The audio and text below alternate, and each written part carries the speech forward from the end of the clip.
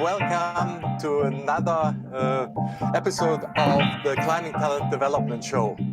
And today we do something that we should have probably done for the first episode.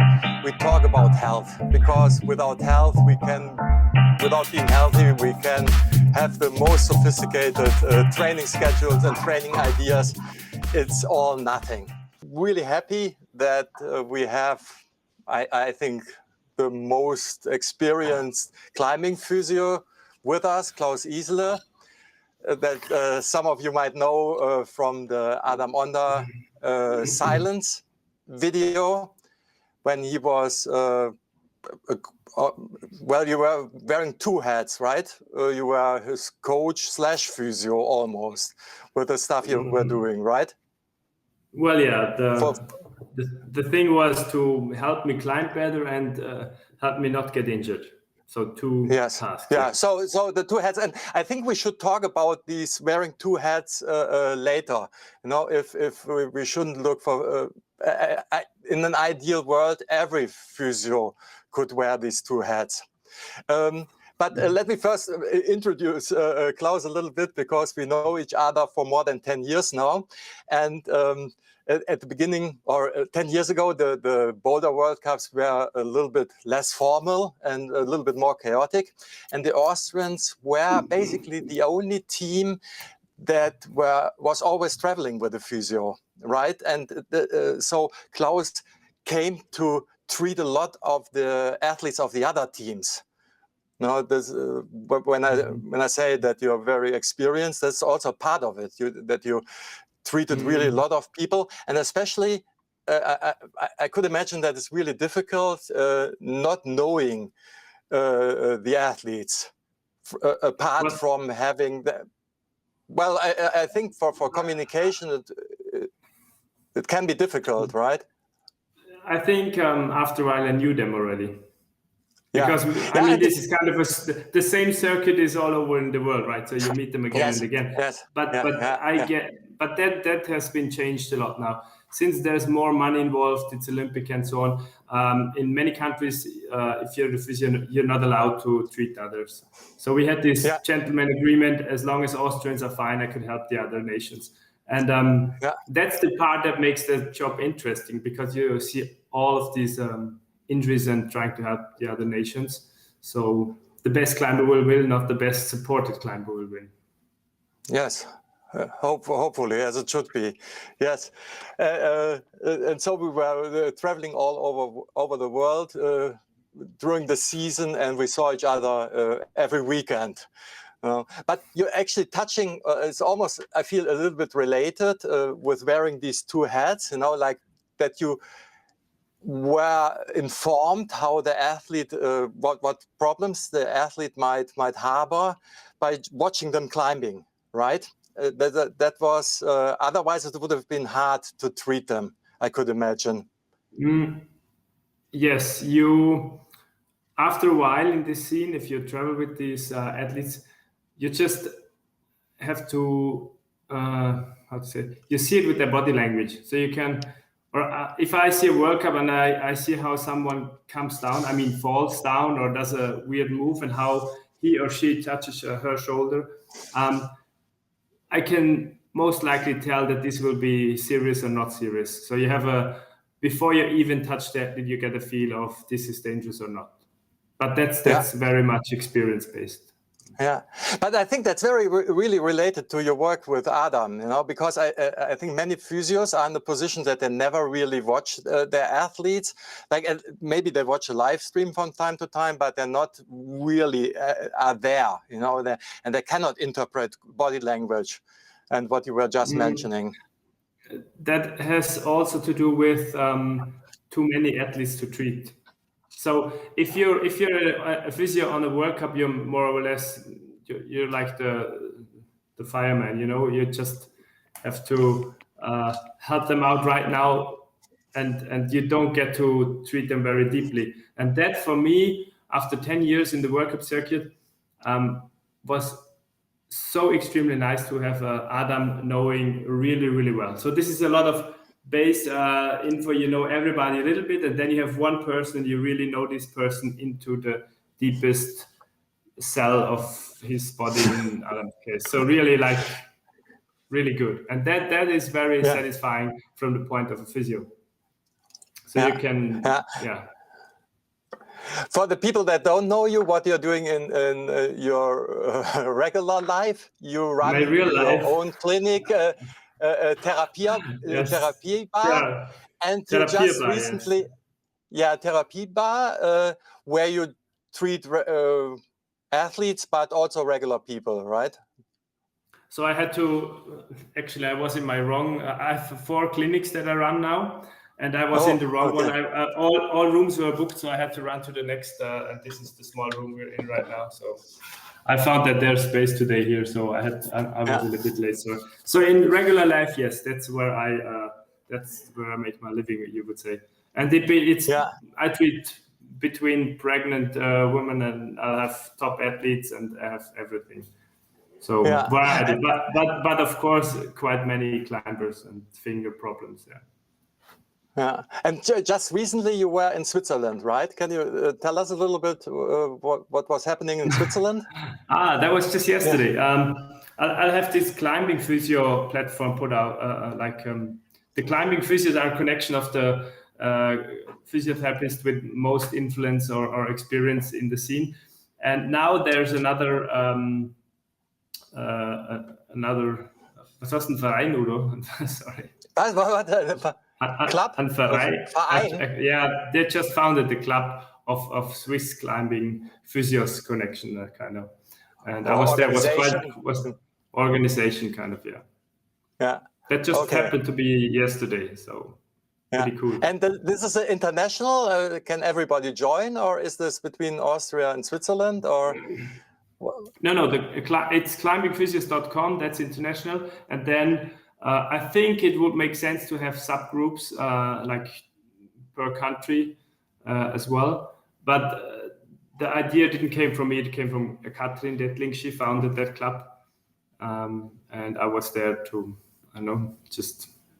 we talked about what happens in the climbing scene, and But and the development is there.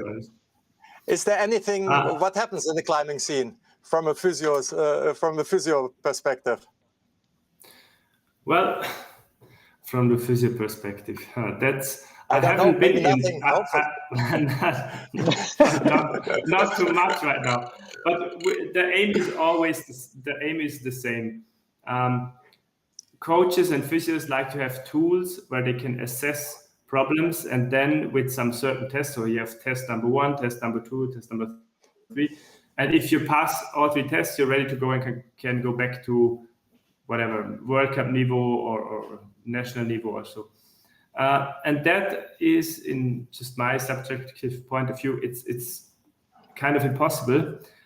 First of all, you can cheat all tests. You can also be you have to be careful with these body tests, because first you create a security that is not there. So many times they will pass tests, and then you say, okay, you're ready to go, but you're not ready. And the second point is that all these tests are, in that case, they would be dangerous, because they're saying you're ready and you're not. And how to say? That creates this kind of example. Well, you get physical assessment. We're talking about physical assessments. Yes. These are physical assessments, and if you get this assessment done, you're ready to go, right? Kind of. Okay, now it's like you have a cruciate ligament rupture, and then you have your surgery, and 6 months later, that's kind of state of the art right now. After 6 months, you're ready to go back to play soccer game. I just recently invited the head of the Olympic Committee. He was the doctor of physiotherapy, and he specializes on cruciate ligament ruptures. And he's done his PhD on cruciate ruptures. And he said when the athlete is ready, he's ready. There's no timeline. There's no test. So you have to communicate. You have to know your athlete. You have to look at your athlete. And if both agree, the physio and the athlete, then you say, okay, now I think I'm ready. So I rather say we have to qualify the therapists than always try to get some new tests. I've seen so many test batteries fail and fail again. And what you get is frustrated physios, frustrated sports science, because it's impossible. We are not in a cyclic sport. If you do a 100-meter sprint, you can take a camera and do everything millimeter by millimeter, centimeter, and check everything, or swimming, but it's climbing. So you will have world champions, 1.60 m, and world champions, they're longer, taller, maybe more flexible. So you can choose how you solve the bouldering problem. It's not one standard thing, and therefore you cannot make standard tests, all this finger pulling or movement screenings. But the big threat for all these nations who do this is that they will get rid of the potential winners. They will sort out the winners, because if you think about sprinting, what is state of the art in 100-meter sprint? It was until Usain Bolt. It was short people, your body very fast, and there was one guy, he just didn't pass this test or didn't do this test or whatever. He just runs the way he runs and he wins everything. So if you want to find another Adam Ondra, you can for sure prevent yourself with all these tests. You will not find a special person. So, but it's okay. Go ahead. Well, I had a couple of questions. I think I want to kind of summarize the beginning conversation, because it sounds like you being in this 10 years is super interesting to me, because it went from we're talking about infrastructure for athlete development, and maybe in the past there was no infrastructure. Or a smaller infrastructure, and especially depending from federation to federation. And it seems like right now that's still in the process of developing for climbing, because having a physio as part of your team to keep the athletes healthier for a longer period of time. And one question that I had for you, because I think, what's common for athletes if they don't have the infrastructure of a physio, for instance, that knows climbing, and right now, like very common in youth, growth plate fracture. What an athlete needs to return to normal life versus what an athlete needs to return to actually like high level climbing is very different. And so if they don't have somebody that understands that world really well, they get cleared early, like you might say, to go and return to normal life, but not necessarily climbing. And I guess my bigger question is a little bit around, for climbers do things to their body, and maybe gymnasts as well, that maybe some physios might be like, well, why would you hold a hold like that? That's like bad for your hand. And is that changing over time from 10 years ago to now in terms of, how athletes train and how you've changed? Okay, we got to change how we train to try to like prolong the health of the athlete a little bit more. But just to give you an idea, Tommy Sava, one of my climbing physio friends, he's the lead physio of Japanese team. He has a statistic about climbing gyms, and you can see how it goes up. It's not increasing a little bit, it goes up like this, exponential. So we'll have an explosion of climbing gyms, and 80% of these gyms are bouldering gyms. And the volume of time you're spending in a climbing gym is rising rapidly. So the intensity and the volume is rising, and you're bouldering instead of lead climbing, because there are only 20% lead climbing gyms anymore. That means that we need much more physiotherapists. We need much more education in terms of listen to your body. I'm not saying prevention exercise programs, I'm saying listen to your body. So we need to inform more people and more coaches, so they will not kind of first off waste their potential, like their people, because they don't have, because the dropout rate will be less if they're not injured. And that means the success rate for that country in an international competition will be higher. I think that's where you can get them when they want to win. Or of course, because they don't want to have injured people. So we'll have to take care of that much more in the future, or already. And you just talked about finger and these fractures from the out climbers. Fingers are a problem for all climbers. of course, it's a big topic with fingers all the time. It's about fingers. It's many times it's a problem of the outdoor climbers as well. So that has been quite consistent, that problem. The newer problems from the climbing gyms are more back pain, just ordinary, boring back pain. It's not the 10 out of 10 points, very painful pain, but it's the pain that is there and comes again and will grow bigger and goes up and down. And should I go to the physio or not? Just in between, it's just annoying back pain. And that comes from a lot of bouldering, jumping down, repetitions. So easy stuff. Then we see a lot of shoulder problems. Shoulder problems have been there, but they're increasing. And I'm just saying it very general, not slap lesion. I'm saying shoulder problems. Many different kind of shoulder problems. But the slap lesion is one of the bigger threats, of course. And through the hooking, we're seeing this knee, hamstring, knee, meniscus, ligament on the knee problems. So those are the big topics right now that we could find out during the conferences that I started in Tokyo and Innsbruck and so on. Yeah. So what we hope that parents and youth coaches are watching.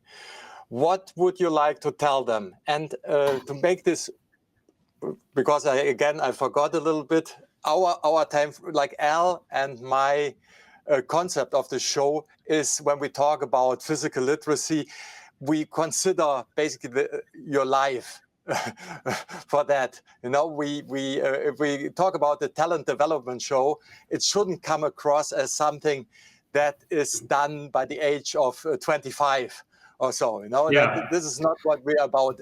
Like if you become world champion with 25, but are unhappy, broken person afterwards, I would consider this as a huge, as a terrible thing, basically. Yes. You know, I much rather, even like in physical training, and I think that's still true, I would always err on the softer side, you know, because my reasoning is if the athlete is 5% weaker, but can show up, that's better than being at 100% of what you're capable of, but not showing up, you know. Yes. So if you consider like the whole career, like you have 2 kids, right? If you like, maybe we start with 10 years old, and if you can come up with certain things that you wish that parents and youth coaches would consider, maybe a bit more than they do now. Okay. I'm a trainer for sport climbing as well. And my father is a trainer, but not for sport climbing. And he told me, listen, if you train people, you got to meet them 20 years later, and you have to be perfect if you want to look them into their eyes. So he was saying, whatever you do with these kids, think about what will they look like in 20 years. And your first responsibility as a trainer is not sorting out that one world champion. It's still, even on a professional level, in my eyes, it's telling them that it's fun, showing them that they have chosen the right sport, because there's only one world champion. And health is more important all the time in every sport. If I look at the climbing scene and these weight problems, and especially when it comes to the girls, to the women, I mean, that's just not healthy anymore in many, many ways. If you're losing so much body fat that your hormone system, the hormone system of a woman is saying, stop, I'm stopping the period, or like that has so many consequences in the long run, and that has to be monitored. And first of all, to monitor it, we have to make it a topic. It's not normal that you don't get your period. That's not normal. Just as one example.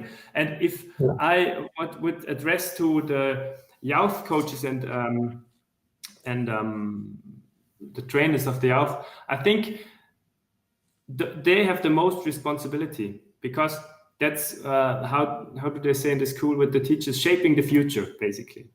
So you have to tell them how it feels when it doesn't feel right. And you have to accept it as a trainer.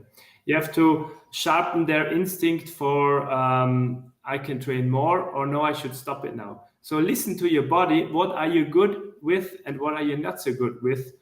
are very important things to train and learn. So especially because in a youth team, you have to coach more intense than later on. So coaching is close when you're young, and it should go less and less into a little bit of guiding or supervising, or then eventually you should just let go your athlete. The best trainer is a trainer that loses the most, but most developed athletes in the long run. Yeah. But the problem right now is, this is my world champion. I made him, I made her. I have to hold on because I'm the trainer. So competition is in front of the stage at the bouldering circuit, but the competition shouldn't be in between coaches, shouldn't be between climbing therapists and so on. But automatically, because that's the world where people are in, it starts to happen. That's a bit of a problem, I think. Yeah. Can I ask just? Okay. You have okay. Sorry. The awareness, like the body awareness, needs to be taught from the beginning on, at the early stage. And you may ask your athlete, even if you're at least 7 years old, do you think you can do one more repetition, or will it hurt you? Just to start a thinking process. And those people will exactly know in the long run what they are capable of doing and what not. But maybe they tell you 2 years later, sorry, I stopped climbing. That's possible, yes. But then it was their wish, and it's okay. And others will have the chance to really develop themselves not injury-free, but knowing their body. And they will even push themselves more because they know they can do what others maybe not are not capable of. That Adam is a good example. Yeah. I wanted to kind of summarize a little bit of what you both talked about, but I think kind of what you're getting at is for them to build that awareness in terms of what health looks like for them as a climber. Going back to something you mentioned earlier, because for me, this is whenever you see an athlete kind of playing with something, I don't know if you can see this, but like, maybe they come down and they touch themselves somewhere. Yeah. And I think that's a sign of, because for us, having climbed for a longer period of time, you start to develop that awareness. And as athletes, I think we also have, or as adults, we have more of emotional intelligence to kind of like have that conversation with somebody else. But sometimes for younger athletes, they haven't been injured before. And for them also, there's that fear, okay, if I tell this person that I'm injured, does that mean I get to stop doing this thing that I love to do? I won't get to train. And I think learning that early on is really important. Kind of what you're mentioning is like, if they're feeling their fingers saying, look, but sometimes I be at the Olympic, how do you say this? Olympiastützpunkt. So center. Just around the Olympic Center. So if I'm there, sometimes I see these gymnasts and they're like, I don't know, 9 or 10 years old. They behave almost like, not that I want it in all terms, but they sometimes behave almost very correct like adults. I mean, I still want to I want to say a kid is a kid and should be a kid, but they're so, how to say, know what they want, they know what for they're doing it, but it can happen that they don't want it anymore, they will tell you. So I think that is very, very good. So peak performance sport can also give you a lot for your life and for later on. So I have to work for my goals, etc., etc. But also maybe building up character, saying no and saying yes. It can be played very, very well and guided very well, but you can do the most damage in that age as well. If you just have somebody typing down Excel slides and telling you how many pull-ups and what not to do, that's not a training plan. That's like that's a plan for the bus schedule or what. And that's still happening. And I think it's just been done because it must be done because the trainer said so, is not the answer to injury prevention and not the answer to most and best performance, because you will again sort out the very top athletes with the standard, with a unflexible training plan, and you will most likely endanger other climbers in that system. But maybe we have to start with the problem of being a coach. I have been working as a coach, and the problem is that the parents will come, they drop all their kids, more or less. Here you go, 20 athletes, and we won 5 world champions out of this. You have 3 months time. I mean, this is just, so if you are a coach or you're a therapist, you have to tell your borders first. You have to say, okay, listen up, I can make it. I have that much time, maximum 3 athletes, and you can expect this. Is this okay?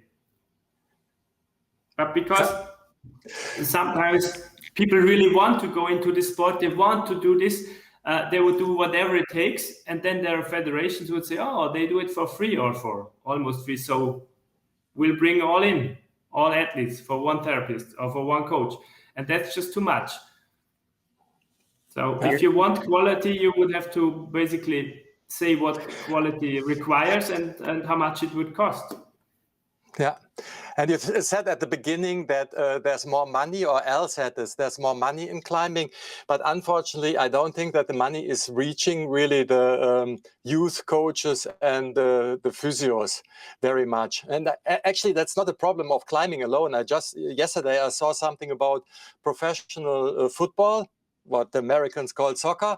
And even in Europe, the youth coaches, like at Bayern München, they are paid terribly, far below minimum wages, because they have a huge pool of young coaches that are interested in the job, so they can get away with. And the same is somehow prestigious to be a climbing coach and to show up at competitions, and so there are many people willing to work for very little money. And this is unfortunately so. It's always repeated. There's more money, it's more professional. So, but in certain cases, that's absolutely not true. It's as underfunded as it always was. We physios have to get better. If we get better and better and better, and our work is much better, then we'll see that our price is rising. And before, maybe we shouldn't go on the bargain table. It's another question. Yeah, but I think that will be difficult to. I think maybe the like establishing certain standards, so that it is unsustainable to work in this field, with fulfilling the standard. I don't know what the right way to do it is. That's a hard one. Fortunately, not an official. May I just ask you, you were mentioning the landings and the boulder gyms are a problem. Would you have best practices? Because I know even really accomplished athletes, especially the young ones, it just looks really cool if you land rather stiff legs and then bend the upper, hinge the upper body down. You wouldn't recommend this, right? I would recommend the landing that is necessary in that moment. Usually your athlete should be trained to land as soft as possible. And of course you can train, I know it from some athletes, they had to be trained so they hop down on their feet, but then land on their ass basically, because they never did it, because that's another possibility to take a bit weight off. But generally saying, you can do, you can try to give them the hell of balancing exercises, or you just take 2 or 3 more big holes into the wall and they can down climb it. That's the basic thing. So not everything is done by physios. Just down climb as much as you can, problem solved. My athletes usually, when they get really excited, I don't know, this happens at the World Cup too, but if they get to the top of a boulder, they don't just drop down, they jump up and backwards as far as they can go. Do a flip or something. Yeah. That's okay. It's all about the dose. It's all about the dose. They should. That's important. Let them celebrate. That's the most important. Motivation and excitement is much more important than every special exercise and training. You can be the most powerful guy in this competition, but if you go it's different from yes, come on, I'm gonna win the thing. So you're gonna win in here, not because of your biceps. That's very true. So what you just said about the injuries. So would you agree that it's mostly overuse compared to acute, or you know the ratios, or are they the same among, like you were mentioning, shoulder, back, finger? Is there, are those different in terms of if they're more overuse or more acute traumas? I think overuse is a lot more now, yes. But you see both. So the question is, if somebody breaks a bone during a competition when falling down from a boulder, is it overuse, or is it just this trauma? Or why is this person breaking the talus, the bone, the whatever? Because maybe the training was too much in the last 2 years, maybe. Maybe it was a hormonal stress for a long run. It was a younger girl and she didn't have her period for the last year. That's a big effect on the bone and everything. So is this really only bad luck and an accident? So you have to question these things. So where do you start with overuse syndromes and what is only acute, Udo? This is a bit hard to say. But of course, this back stuff that I mentioned is a bit there. It's always there. It's not really acute. And it can be more when you train more. It can be less when you do something else. So yes, and we see also like overuse syndromes or like a bit problematic knee pains that are not really extreme, but they're always a bit there. So I call it the hooker's knee. So that's something that is not only acute, and it's adding on, you know, like as I said in the beginning, with the increase of volume and intensity at the same time, we have to see much more of overuse things, but also generally more problems. So what concerns me the most right now are all these burnouts, chronic fatigue syndromes, anorexia athletica is now orthorexia. So I know what to eat, I'm super smart is the orthoretic, versus I have to be light is the anorectic, versus it's so normal that I don't get my period. Oh, I'm so depressed, I'm not sure if I can do this training. So is it burnout? Is it a depression? Is it anorexia? Or is it the chronic fatigue syndrome? Or is it, why do I have a bone bruise? This special fracture thing, is it because I didn't, hormonal stress coming together with not enough sleep, etc., etc., etc. So body and mind problems are going together, and they're very hard to distinguish. And maybe they don't need to be distinguished. Maybe it has to be seen first. So overtraining. What is overtraining? Can be everything until a bad depression. Those things they are not coming, they're regular already. Mm-hmm. That's a big threat. So we need to talk about it, and we need to say, oh, have you seen this guy the last 3 weeks? He looks like he's not having fun anymore. So talk to those people. Or if you go to a training camp and all your youth team is, I don't know, just eating salad without dressing, that's a problem if you want to perform, right? Those things need to be kind of, that concerns me more right now than a pulley rupture. I mean, pulley ruptures. Yeah. One thing you were mentioning, and I, maybe it's just in my mind, I see one underlying way of improve the situation, and this is basically empowering the athlete as early as possible. You know, yes, you were just mentioning that's very important. Yes. So it's now that you're saying this, you know, and it sounds so drastic, it becomes even more urgent that the coaches, like from when they first meet the kids, the goal has to be that this person is as autonomous and as self-reliant and as much in charge of his or her destiny and also their training as possible. Yes, that's very important. But also, I see that being a coach or being a trainer, I have to say, Udo, I don't want to be that person. It's damn hard. Think about the national coaches, how they look like after a week in Korea, where we were in China, in Xining, then you're in Korea again, and then you're in Japan afterwards in the United States. You look like this coffee and more coffee. That was my compensation. But after a while, it's a very damn hard job, and expectations are very high, because your athletes need you to help them giving their best, but there can be only one who wins. And from the other situation, you have a committee or a board or your nation who gives you a lot of pressure. We need to get the winner out of Olympia or whatever. So it's not an easy job to be a coach. I don't want to be in that position with a lot of responsibility. The main problem for me is that the national coaches in most cases don't know the athletes for very long.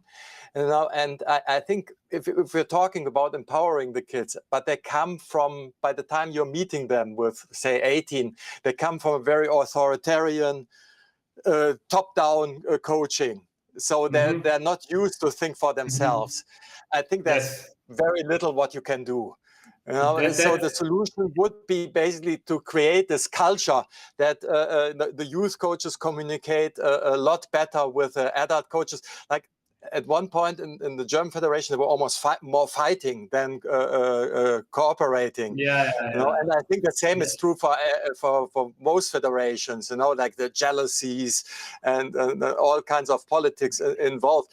But for the sake of the athlete, it would be basically like a handoff. So now you deal with these coaches, and this is how we worked, and you can start from there. I think that would totally improve the situation. I would say that the system of this is the national coach, and this national coach is collecting all the talents from the next lower whatever climbing best. That's a too old system. That will not work anymore. Well, in my opinion, I think it would be better if the athlete has to choose his physiotherapist and even his doctor and his coach in the long run. There must be, maybe you can make a pool out of people that this national team, Olympic Committee of Germany, Austria, wherever, trust, and they will say, yes, we give you the stamp of you're approved to be a national coach. And then it's up to the athlete, really, because there are so many ways how to treat a person, so many ways how to touch a person physically and mentally, that if this person would choose, they would choose that. Then I think that's your biggest chance. They would get the right person. If you look at successful sportsmen and sportswomen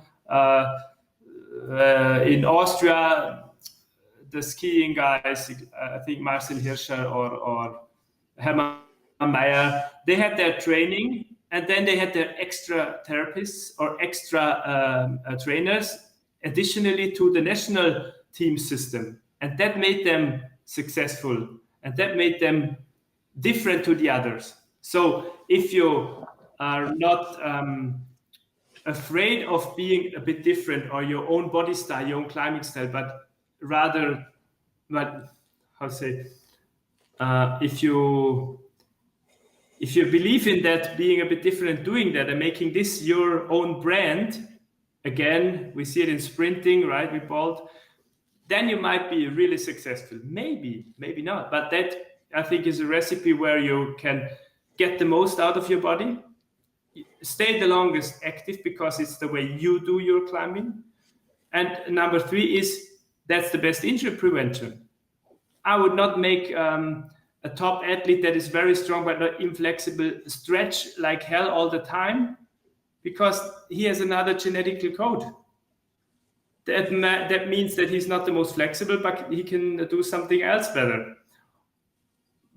Versus a very flexible, if you say Akio Noguchi and Anna Stör-Udo, right? Battling each other for how many years, Akio and Anna? How many years? Like 10 years. Doing the same boulders in a so different way, right? Yeah. Think about Akio and Anna is like a loaded spring and jumps, and that's it, bam, boulder done. Akio will sneak up very slowly, is much more elastic, totally different body type, but both successful. Yeah. So if you monitor those two extremes in the same system, you will at least lose one of those two talents. And you say, oh, you're not healthy, you drop out because we tested you. Yeah. And I think that's the problem. But that's the beauty of our sport. We don't do the same cyclic movement. And that's the beauty. And we have to protect this beauty of our sport. We have to leave it. We have to say, oh, this is the boulder problem. We'll see what happens, how they do it, and how is he doing it, and this other athlete. And that's very important. And that has to do with injury prevention. When Anna would have done the same volume of training of Akio, or vice versa, the different training, it wouldn't lead to nothing, or more to injuries. That's what I said when they asked me about Adam and how to do silence and how to help Adam to stay fit, is you take his strongest parts and you try to make these strongest parts even stronger. You build out a character, you build out a style, and you say that's the right way, because that's this person, this body, and this genetic code of that person will guide you. But to catch that as a therapist is something that you usually don't learn.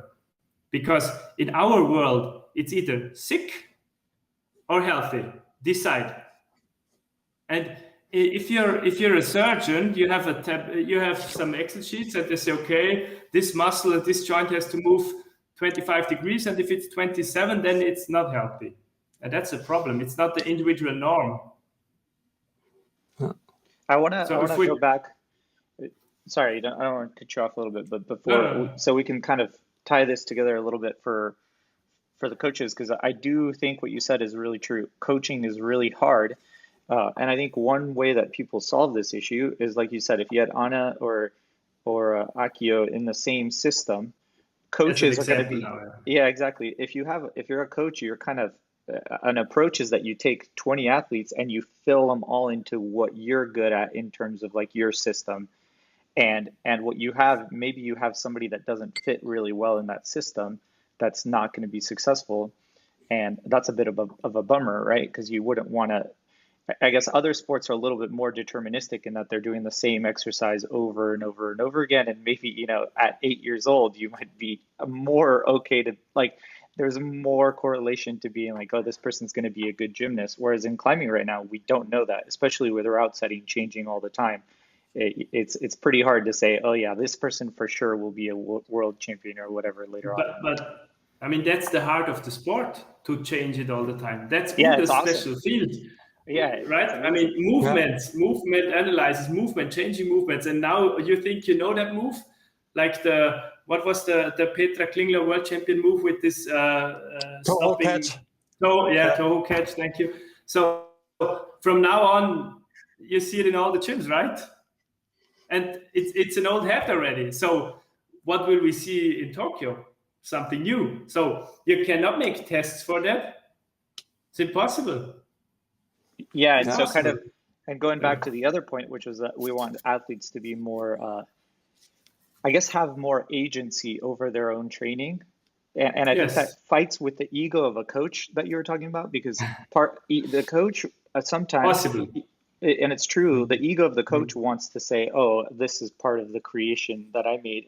And you almost, to be a good coach, you have to remove that from yourself, because you want to essentially have this person be able to, like you mentioned, approach somebody and not be self-sufficient in the sense of I don't need anybody else, but self-sufficient in the sense of like, I'm able to communicate with you, Klaus, and say like, hey, this is how I feel right now. And be able to tell you, I don't know enough about this, but this doesn't feel right. And can you help me with it? And that's a type of self-sufficiency as well. That's perfect. It's those people who come to me very early and they have a little bit of pain, they come once or twice and that's it.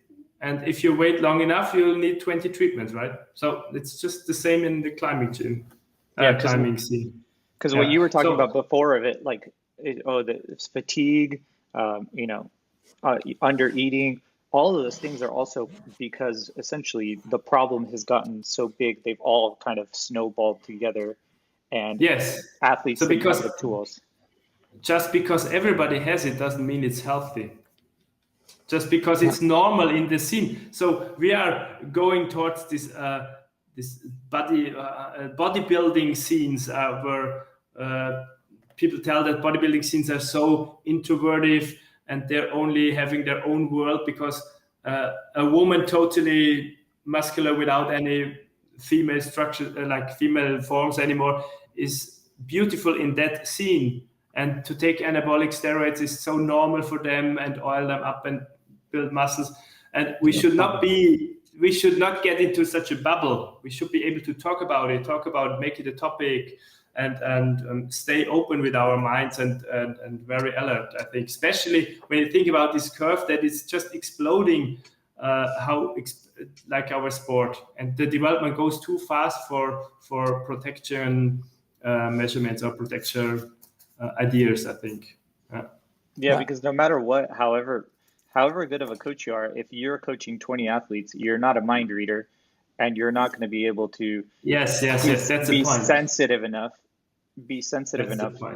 to notice, like, oh, this person just, came down and is looking like they're not having fun, or, you're not having a chance, but in the end, you're responsible.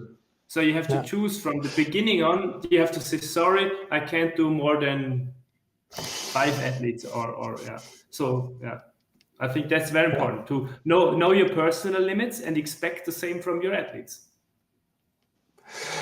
It's also a little bit related to what we talked about last time, Al, with the practice and performance, because in many cases, like if you don't know the athlete very well and you pick on something that you might have seen, like which might hint to bigger problems later, in most cases you will have an argument with this athlete, especially if he or she feels really in good shape and has climbed this boulder problem or this climb, then it's a really different, difficult position to argue. And again, I think the only solution is that the athlete gets more agency and cares about these things more. And actually, Klaus, I really like that you got me with the distinction of trauma or acute and overuse. It's really right. We especially that there is no black and white in this respect. And welcome to my world. That's always very hard to find out. Where's the problem? And just after you said it, I when I go through the videos, it's with the software I'm doing it with, it's really easy to tag parts of the videos, and I will find them later. And I started like 6-7 years ago. I started to have a tag injuries, and I put the tag every time what you two were just mentioning at the beginning. Every time. Like somebody comes down and holds her shoulder, I would go like injury, and I would just collect this, and it stays on my hard disk. And all of these cases, every time something serious, like even ACL or so happened, I had this person already tagged with injury. So that totally. This is what I mean, and we are seeing still now today. We're seeing athletes who win World Cups, but they're not really much self-aware. So the old system, in my opinion, is still working for some of them. Yeah. Totally. Yeah. Yeah. And it will for some time, as we're kind of transitioning into it becoming. Again, we're talking about infrastructure, and then maybe. That's going to continue to change in terms of like, okay, our nutritionists wrapped up into it. I think that's going to be important also to, combat some of these eating disorders that are happening in climbing, and to create a more holistic approach to the athlete. With this nutrition and all the eating behavior, that's a very, very delicate topic. So very important in my point of view is that you have really like people who really know how to deal with it. It's more like, psychologists. We should talk to them. The IFSC just announced that they will do BMI tests in isolation. What do you think about the BMI as a measurement? It's a bit an old story. Because Eugen Butcher, our president, he this is kind of his project as well, and We had many discussions about it, and I was trying to avoid it right now. So the general health of these athletes is more important for me than measuring the BMI. But if nobody takes care and there is no kind of limit, maybe it's a emergency necessary tool or so. I'm a bit in between, because it shouldn't go the way that we are. Let's say in judo or so, they had these weight classes, right? And they will try to go to the low weight class, and then they just go. I mean, their practices like they will go to the sauna, not drink and not eat for 4 days. They're completely torn down to nothing. Then you have this weighing process. And because all these athletes collapsed in front of the just before they have been weighed, there was a rule that they have to go 5 steps to the point where they will weigh themselves, so they will show that they don't collapse. I mean, if you have a weight measurement, maybe people will try to be as light instead of just being healthy. So testing is pro and testing is contra. Testing can be negative as well, or rules. I'm in between. I don't know it right now. Also with the BMI, it's really not a perfect measurement, or not even close to it. But if we don't have anything better, if we cannot look into the hormone status of people now, and there are all kinds of considerations involved with this. That's very hard. Yes, I know it. That's where awareness should kick in the most, and that's the longest and most complicated process, but that's the most sustainable one. Actually, like for Al and me, for us coaches, it's also something we find peace with, because if you starve yourself, creativity, explosiveness, your mental states, that's the first thing to suffer. And the way that the bouldering is developing, with some slabs and lots of big volumes, the sheer contact strength and the sheer relative strength is not as important as it was 10, 20 years ago, especially in lead climbing. And I think that's, and we shouldn't, like every time I hear this discussion, like bring us old school bouldering back, no more parkour bouldering. And I always cringe, because for me, in my mind, that's the beauty of it, that you, as a regular sized athletic woman, you can be a world champion. You don't have to starve yourself. And we shouldn't, I mean, sometimes in these discussions that gets dismissed a bit too much for my taste, that like in gymnastics, I mean, it was basically the other way around, but the apparatus decides who is going to win. And one time they lowered the unparalleled bar, the uneven bar, uneven or unparalleled bar for the women. How is it called? Uneven bars. Uneven bars. The uneven bar.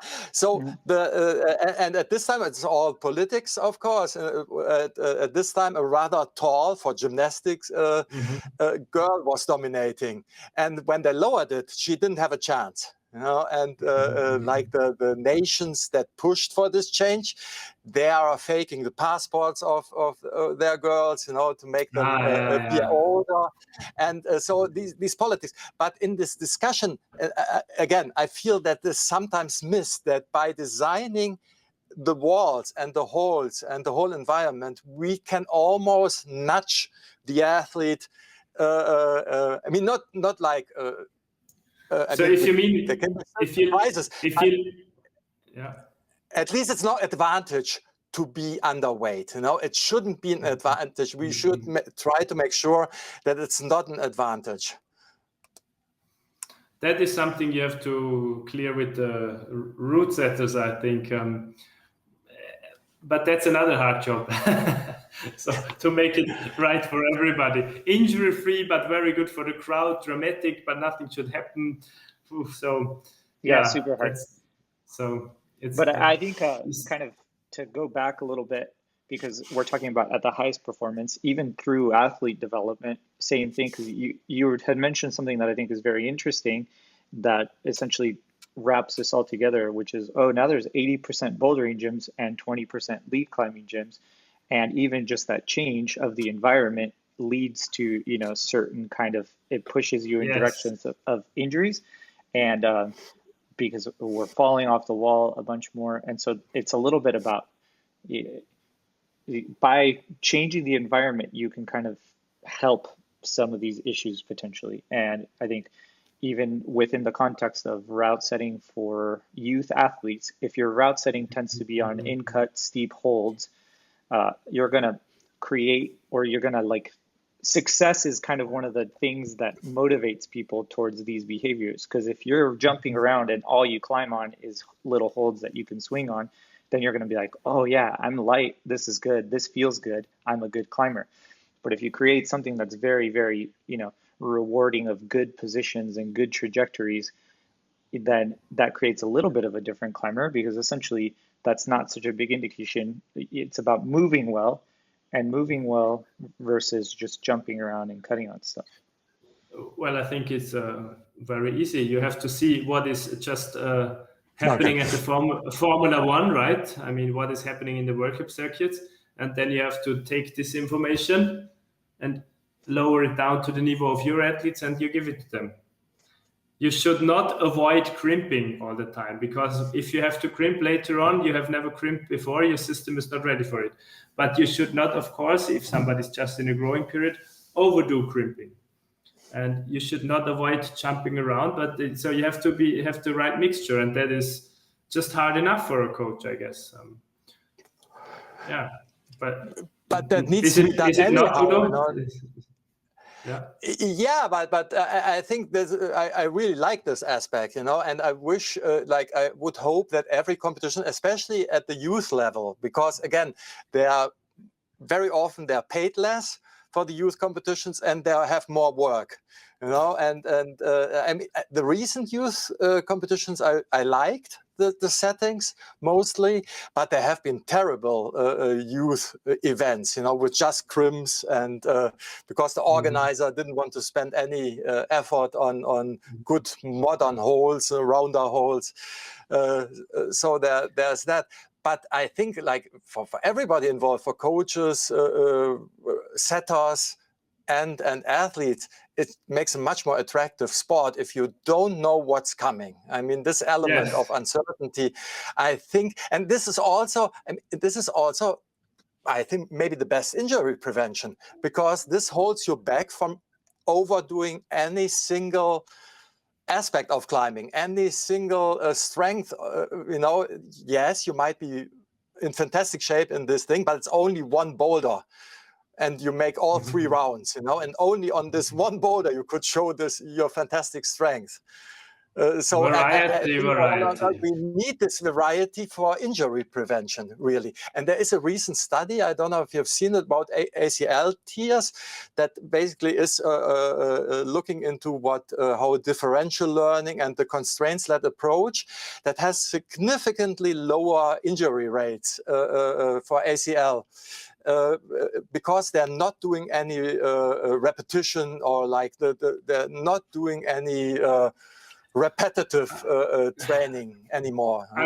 I think an athlete for a climbing World Cup, or like for a competition, needs to train much different as when you want to climb silence, or like a route. If you prepare an athlete for that, it's much different from the training you will do to be ready. What you're saying, Udo, I think is the standard already, or the future for some, that you will stop your repetition training, that you will, like in the coordinative way, you will only do one move once. I mean, your neurological system has to take everything in all the time and change it. And this constant change is the new normal. There is no repetition, 0 repetition training. But to get there, I love it. It's a theory, because as a coach thinking about this, it's a horror, because you have to be creative and more creative and change it all the time. And after some time you go, what else can I do? So it's really not easy, I think, to what? You're saying it's no, exactly that what I like. You know, it's also allows coaches. No, honestly, I know. it's That's your also, expertise. talk And about the that's coaches future. agency. Like it makes us like first. If you talk about this with many people, at first it seems that the coach has no role to play. But if you think about it, now that you're saying this, it's quite the opposite, because then the athlete coach team with a coach with better ideas, with more creativity, would be better off. And of course, I like it. Win. You know? Yeah. I think I want to wrap this up a little bit, just so we don't go too long. I really appreciate your conversation, Klaus. I think you. One thing that I want to kind of wrap it all up for people who are listening is that this is far from figured out, and I think that's one of the great things about climbing is that it's so changing so drastically all the time that it's fun. You can essentially have conversations like this, and I hope that one of the great things about and why Udo and I wanted to do this is to have conversations like this so that people can just see different perspectives. Because I think for me, if I had been a coach listening to people talk about it, it even just, gives me a better idea of how to progress through my own coaching. And so I want to thank you for joining us, and also hopefully we can do this again in the future, because I think there's a lot more. The other thing too is the communication between the coaches and the athletes, and kind of checking your ego as a coach, because part of it is, the more agency you give to the athlete, the less they might need you necessarily. But that's not true. You're a tool for them to use, and they need to learn how to use you better. And as coaches, we can become more sensitive, and that's like something essentially to help them with these conversations. And also tell them to ask for help is being strong, not asking for help is being strong.